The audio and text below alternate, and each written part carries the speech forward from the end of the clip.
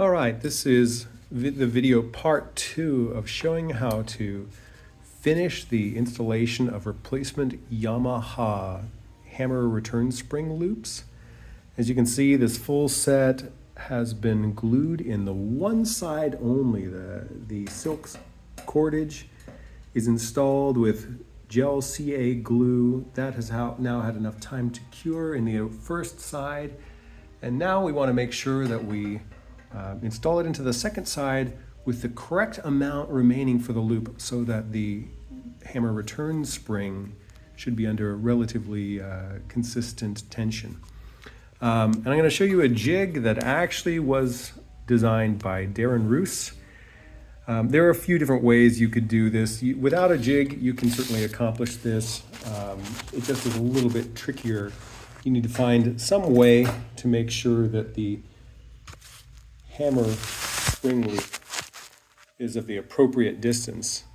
So for instance, you can go through here with a secondary piece in hand, like a dowel that this can pass around, and then glue it into the second loop. That's kind of inefficient, and I do really like what Darren has created here. So no credit to me on this one. But if you look at the jig here, it's really just an angled piece of wood with a small dowel which is sized to the hammer flange screw. So the hammer flange itself will sit over that dowel. And then you may notice also on the back side of these flanges, on the U1, there's a piece of metal that helps orient them left and right so they can just slide on there rather than doing too much tipping to one side or the other. Anyway, Darren installed a pin on this jig as well to help orient it. So, the parts, this alligator clip holds the flange down into position. This small bridge pin here is what the loop goes around to determine the distance. And then these, which I don't actually tend to use, at least with this gluing apparatus, these are just springs which are installed and they help hold the cord in position while it dries. I don't use those, especially while we're using CA glue.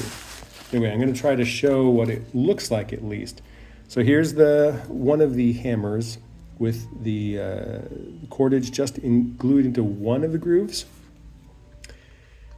Depress the alligator clip, slide the hammer flange in here so that it nests over top of that dowel, and then the clip holds it in place and it doesn't want to rotate side to side because, I'm going to move this action back a little, well, to some degree, because there is that pinning holding it in place. Now, this at least allows you to move freely around the hammer.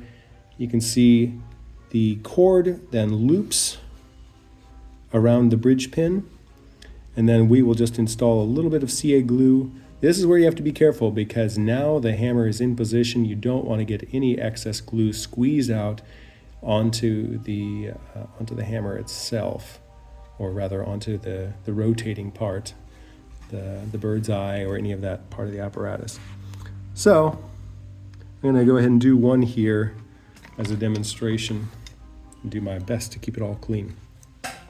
Coming in with the gel super glue, putting I'm going to even go smaller amount, or try to, than the last application. Just a little squeeze on there.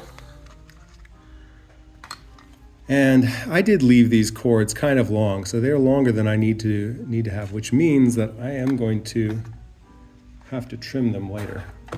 That's okay. I'd rather have that than be fighting with it this whole time. So the great thing about that bridge pin is it allows me to put a little tension under this. Now coming in with this side, maybe you can see it. The other side of my Harbor Freight tool is that like almost putter wedge. I shouldn't use golf terminology. I've never golfed before and I don't know what the parts are. This just allows you to nest it down inside, press it firmly into the groove,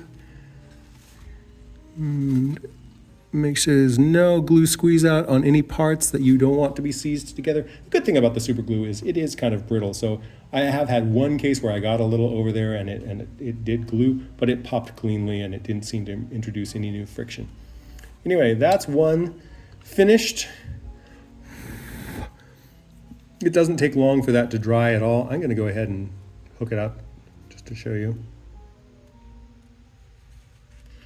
All right. Aside from being trimmed, that's a nice finished Yamaha replacement hammer return spring loop. Anyway, looks good. Thanks so much.